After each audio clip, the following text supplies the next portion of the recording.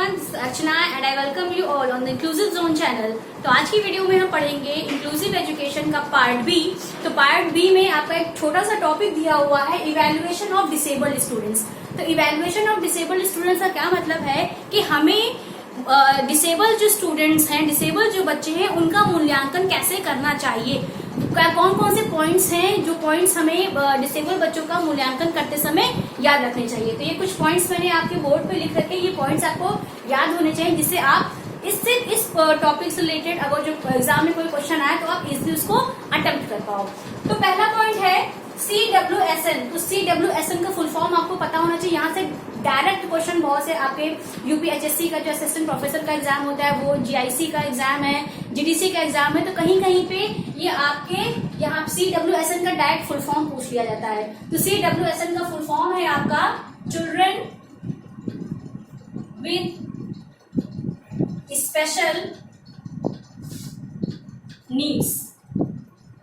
तो C for children, W for with and S for special and N for needs. तो children with special needs की बात हो रही है कि उन बच्चों का, चिल्ड्रन विद जो स्पेशल नीड्स वाले हैं, उन बच्चों का हमें मूल्यांकन कैसे करना है। तो ये है कि in the classroom should be assessed on their individual abilities and progress. यानी कि हमें जब हम चिल्ड्रन विद स्पेशल नीड्स यानी डिसेबल बच्चों का जब हम मूल्यांकन करते हैं तो उनका मूल्यांकन हम उनके इंडिविजुअल बेसिस पे करते हैं कि जो उन्होंने प्रोग्रेस किया है वो प्रोग्रेस उनकी प्रोग्रेस होगी। यानी हम यहाँ पे बच्चे का कंपैरिजन नहीं करते हैं। तो जो मूल्यांकन होगा वो उनकी इंडिविजुअल एबिलिटीज के ऊपर हम करेंगे, है ना। अगर जो हम उनको नेक्स्ट पॉइंट यहाँ पे देखिए आगे लिखा हुआ है unfair comparisons with children should be avoided. यानी हमें क्या करना है, हमें बच्चों का आपस में कंपैरिजन नहीं करना। हम ये ना करने बैठ जाए कि हम एक डिसेबल बच्चे को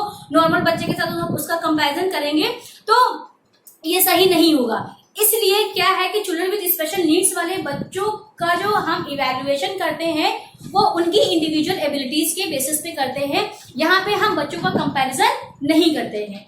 देन आपका सेकंड पॉइंट है क्राइटेरिया रेफरेंस टेस्टिंग मेथड में बी अडॉप्टेड। अब क्राइटेरिया रेफरेंस टेस्ट को CRT भी बोलते हैं। तो अब ये क्राइटेरिया रेफरेंस टेस्ट क्या है, पहले हम इसको समझते हैं कि क्राइटेरिया रेफरेंस टेस्ट क्या होते हैं। तो क्राइटेरिया रेफरेंस टेस्ट में ये होता ये है कि यहाँ पे भी जो बच्चे का इवैल्यूएशन है, जो उसके मार्क्स हैं वो उस इंडिविजुअल के मार्क्स होते हैं। हम यहाँ पे किसी भी बच्चे का आपस में कंपैरिजन नहीं करते हैं। क्राइटेरिया रेफरेंस टेस्ट में एक स्टैंडर्ड हम पहले से ही फिक्स कर देते हैं, उस स्टैंडर्ड के अगेंस्ट हम बच्चों का क्या करते हैं, इवैल्यूएशन करते हैं। सपोज मैं आपको एग्जांपल देती हूँ कि मैंने मैथ्स का टेस्ट लिया, है ना, मैंने एक मैथ्स का टेस्ट बनाया है जो कि था आपका 20 नंबर का। अब मैंने डिसेबल बच्चों पे क्या किया, इसको अप्लाई कर दिया। अब होगा क्या कि सपोज आपकी क्लास में 10 बच्चे हैं। अब इन 10 बच्चों में हर एक इंडिविजुअल का मार्क्स क्या होगा, अलग अलग होगा। यानी कोई बच्चा 20 में से 15 पाया होगा, कोई 8 पाया होगा, कोई 7 पाया होगा, कोई 10 पाया होगा या कोई 18 पाया होगा। इस तरीके से अलग अलग बच्चों के पूरे 10 बच्चे होंगे और 10 बच्चों के अलग अलग मार्क्स होंगे। अब मैंने क्या किया कि मैंने एक क्राइटेरिया सेट कर दिया कि जो 20 में से 10 नंबर पाएगा वो बच्चा क्या होगा, मैथ्स के एग्जाम में पास माना जाएगा, और जो बच्चा 10 के नीचे पाएगा वो बच्चा फेल हुआ। तो हुआ क्या कि मैंने क्या किया, एक क्राइटेरिया, एक स्टैंडर्ड पहले से ही फिक्स कर दिया, क्या, 10 नंबर वाला। तो अब इस 10 नंबर के अगेंस्ट में हम क्या करेंगे, बच्चे का इवैल्यूएशन करते हैं कि अगर सपोज कि ये एक बच्चा है, ये बच्चा 20 में से उसको 15 नंबर मिले तो ये क्या हो गया, ये तो पास हो गया मैथ्स के टेस्ट में। अब ये बच्चा, इसको 8 नंबर मिले तो ये फेल हो गया। 7 वाला भी क्या हुआ, फेल हुआ। 10 वाला पास हो गया। ऐसे ही जो 18 वाला है वो भी क्या हुआ, पास हुआ। तो मतलब क्या है कि यहाँ पे हर एक इंडिविजुअल का मार्क्स जो भी क्राइटेरिया मैंने सेट किया है उसके अगेंस्ट में मैं चेक करूंगी। तो क्राइटेरिया रेफरेंस टेस्ट में बच्चे का कंपैरिजन हम नहीं करते हैं। जो भी क्लासरूम में आपके स्टूडेंट्स होंगे उन स्टूडेंट्स का कंपैरिजन आप आपस में नहीं करोगे। तो ये मार्क्स जो है ये इनकी इंडिविजुअल मार्क्स है। तो यहाँ पे क्या होता है, यहाँ पे कंपैरिजन नहीं होता है। तो हमें क्या करना है, जैसे कि ऊपर वाले पॉइंट में भी यही बात की जा रही थी और नीचे वाले पॉइंट में उन्होंने बिल्कुल स्पेसिफिक कर दिया कि हमें जो बच्चे हैं उनको क्या करना है, उनका हमें क्राइटेरिया रेफरेंस टेस्ट लेना है। क्राइटेरिया रेफरेंस टेस्ट मेथड का इस्तेमाल करके हम डिसेबल बच्चों का क्या करें, इवैल्यूएशन करें। क्लियर? देन है आपका evaluation should be conducted on a regular using several criteria, यानी हमें बच्चों का क्या करना है, रेगुलर इवैल्यूएशन करना है, उनको रोज इवैल्यूएट करना है अलग अलग क्राइटेरिया को लेके। जैसे कभी हमने ऑब्जर्वेशन के थ्रू बच्चों को इवैल्यूएट कर लिया, कभी हमने चेकलिस्ट बना ली, या कभी हमने रूब्रिक्स बना लिए। तो इस तरीके से अलग अलग क्राइटेरिया होते हैं। कभी हमने फॉर्मेटिव असेसमेंट बच्चों का ले लिया, कभी हमने समेटिव असेसमेंट ले लिया। तो इस तरीके से अलग अलग क्राइटेरियाज का यूज करके, अलग अलग इवैल्यूएशन मेथड्स का यूज करके बच्चों को हमें कॉन्टिन्यूअस इवैल्यूएट करना है।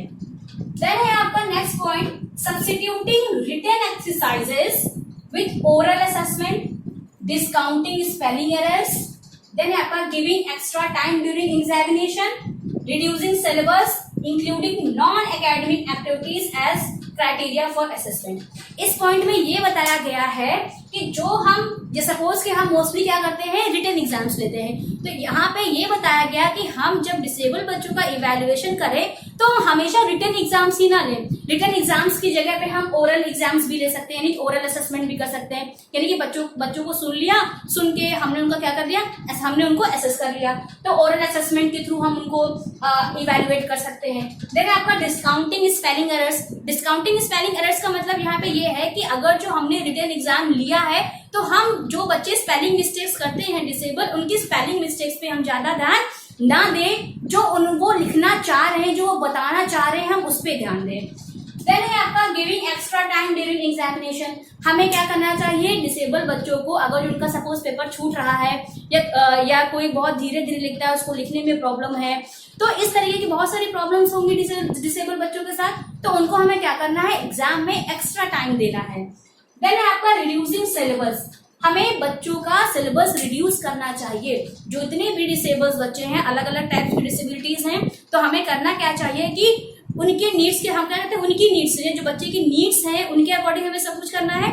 तो हमें क्या करना चाहिए, उनका सिलेबस रिड्यूस करना चाहिए। हमें इतना सिलेबस नहीं रख देना चाहिए कि जो डिसेबल बच्चा है वो सिर्फ उसको समझ में ही ना आए। तो इसलिए हमें क्या करना चाहिए, अपने सिलेबस को कम कर देना चाहिए, जिससे जो डिसेबल बच्चे हैं उनकी लर्निंग में भी इम्प्रूवमेंट आ पाए।